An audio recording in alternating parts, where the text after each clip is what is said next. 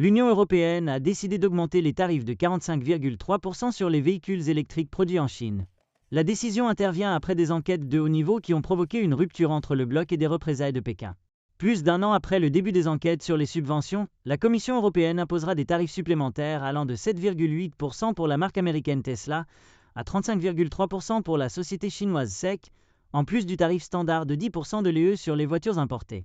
Les tarifs supplémentaires ont été officiellement approuvés et publiés dans le journal officiel de l'UE mardi, ce qui signifie qu'ils entreront en vigueur mercredi.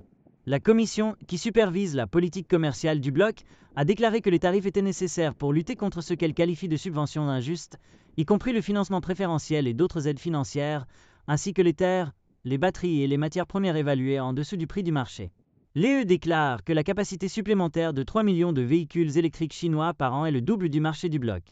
Compte tenu des tarifs de 100% aux États-Unis et au Canada, le marché le plus probable pour ces véhicules électriques est l'Europe.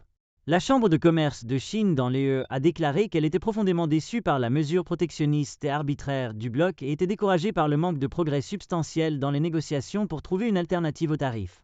Cette année, Pékin a lancé ses propres enquêtes sur les importations de cognac, de produits laitiers et de pain en provenance de l'UE, un signe clair de représailles.